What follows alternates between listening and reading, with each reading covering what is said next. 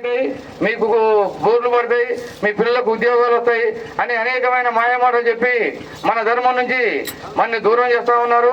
అలా పోయిన కంచి మతం మారిన వాళ్ళు బొట్టు లేకుండా, గాజులు లేకుండా, మెత్తలు లేకుండా, మన పండుగలకు రాకుండా, ఇంటి దగ్గర ఊరికి సల్లి ముగ్గు పెట్టకుండా మనందరినీ కూడా మన నుంచి దూరం చేయడం జరుగుతుంది వాళ్ళని. కాబట్టి ఈ విధంగా వెనకట 2000 సంవత్సరాల క్రితం కూడా మన దేశానికి వ్యాపారం నిమిత్తం వచ్చారు. మేము వ్యాపారం చేసుకుందాం అని చెప్పేసి మన భారతదేశానికి వచ్చి మనందరినీ వశపరుచుకొని 200 సంవత్సరాలు పరిపాలన చేసిరు. మన భూములను ఆక్రమించి మనతోని కూలి చేపించుకొని మనంతా కూడా బానిసలుగా చేసిరు. మనలు ఒక 100 సంవత్సరాలు పోరాటం చేసిన తర్వాత మనకు స్వతంత్రం రావడం జరిగింది. అలాంటి స్వతంత్రం పోయేటప్పుడు వాళ్ళు కొంతమంది కొన్ని విజయాలని ఇక్కడ వదిలిపెట్టిపోవడం జరిగింది. ఆ విజయాలు ఇప్పుడు మత మార్పులు చేసి మన నుంచి కొంతమందిని దూరం చేస్తుంది. మనకు పంచాయతీలు పెట్టించే తత్వాన్ని తీసుకొస్తారు వాళ్ళు. వీళ్ళది కాదు తప్పు, పైనుంచి వాళ్ళకు నిధులు పంపిస్తూ ఉంటారు. మత మార్పులు చేస్తే ఒక పాస్టర్కి 5,000, 10,000, ఒక చర్చి ఉంటే ఒక 10,000 మెయింటెనెన్స్ అని చెప్పేసి ఇచ్చి కూడా వాళ్ళని ప్రోత్సహించి మన దగ్గర నుంచి ఆరోగ్యం బాగాలేదన్నా, లేదంటే ఉద్యోగం రావాలన్నా, మీకు బోరు పడాలన్నా, మీ ఇంట్లో మంచిగా మీరు మనశాంతిగా ఉండాలన్నా మా దేవుని నమ్ముకోని చెప్పేసి మాయమాటలు చెప్పి మన హిందువుల్ని మతం మార్పిడి చేసి మనకే దూరం చేస్తున్నారు. ఇలా మా చెల్లె ఉంది ఉదాహరణకు, మతం మారిందంటే నేను పని చెప్తాను, నాకు చెప్తున్నా ఇంటికి రాదు ఇక, ఎందుకంటే వాళ్ళ పాత్ర ఒప్పుకోడు కాబట్టి మన నుంచి ఎడబాపి విభజించి పాలించాలనే సిద్ధాంతంతో వాళ్ళు మనల్ని మత మార్పిడి చేయడం జరుగుతూ ఉంది. కాబట్టి దయచేసి మీరందరూ కూడా గ్రహించి మన కట్టు బొట్టు, మన సంస్కృతి సాంప్రదాయాలు, మన జీవన విధానం గొప్పది, మన కుటుంబ జీవన విధానం. స్వామి అక్కకు చెల్లె తమ్ముడు అట్లా ఈ విధంగా 15 రోజులకు ఒకసారి పండుగ, నెలకొకసారి పండుగ పేరు మీద మనందరం కలుసుకోవాలని ఉద్దేశంతో మన పూర్వీకులు ఇలాంటి పండుగలు చెప్పారు స్వామి. కాబట్టి దాన్ని మర్చిపోయి మనందరం కూడా మనం పిల్లకొలం అవుతాను, మనందరం ఏకమై ఉంటేనే మనకు బలం, మన దేశానికి బలం. ధర్మరక్షణే దేశం రక్షణ ఉంటేనే మన పిల్లల భవిష్యత్తు బాగుంటుంది స్వామి. లేదంటే మన పిల్లల జీవితాలు ఆగమైపోతాయి. కొన్ని దుక్కుల హిందువులు మైనార్టీ అయిన కాడ హిందూ పిల్లల్ని సర్వనాశనం చేస్తారు, ఇళ్ల మీద పడి దోపిడీ చేస్తారు, హిందూ పిల్లల్ని ఎత్తుకపోతారు, నానా రకాలుగా ఇబ్బంది పెడతారు. కాబట్టి దయచేసి మనందరూ చైతన్యమై ఎవడన్నా మతం మారవని మన ఇంటికి వస్తే మన చెప్పుతో మన ముఖం మీద కొట్టేట్టుండాలి. ఎవడైనా సరే వాడు మతం మారవని అంటే మన ఇంటికి వస్తే ఇవాళ జబ్బు తక్కువైందని చెప్తుండే కదా. అమెరికా పెద్ద క్రిస్టియన్ దేశం, ఆ దేశంలో పెద్ద హాస్పిటల్ ఉన్నాయి.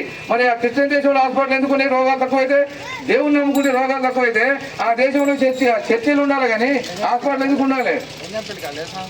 లింగపల్లికి అంత పెద్ద చర్చ ఉంది కదా, ఆయన హాస్పిటల్కి పోవట్లేదా? వాళ్ళ రోగాల నుంచి జాన్సన్ కావట్లేదా? కాబట్టి దయచేసి వాళ్ళు చెప్పే మాయ మాటలకు మీరు మోసపోకండి.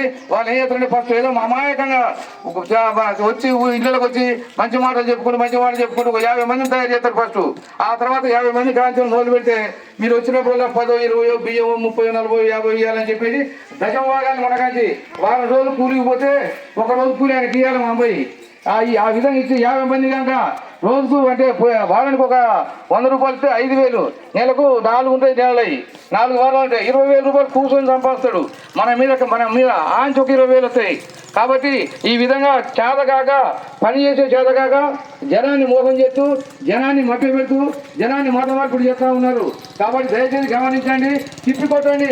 భర్త ఉండగానే ఉండమొప్పిస్తారు, మన కుటుంబ సభ్యులను ఎడబడతారు, భార్య భర్తల మధ్య పంచాయతీ పెట్టిస్తారు వాళ్ళు. కాబట్టి నా మాట గమనించండి. దయచేసి మన ధర్మాన్ని కాపాడండి. మన ధర్మం కాపాడంటే స్త్రీల దగ్గరనే పిల్లలకు కూడా రామాయణం, భారత, భాగవతం గురించి కూడా చెప్పాల్సిన బాధ్యత మనందరికీ ఉంది. కాబట్టి మనం కూడా రామాయణ, భారత, భాగవతాల గురించి తెలుసుకొని మన పిల్లలకు చెప్పి మన వంశము శ్రీకృష్ణుని వంశము, మన శ్రీరాముని వారసులము, మనం ఛత్రపతి శివాజీ అలాంటి మహారాజు పుట్టిన గడ్డ ఇది. కాబట్టి మన దేశం మనది భోగభూమి కాదు కానీ మనది యోగ భూమి, మనది కర్మభూమి.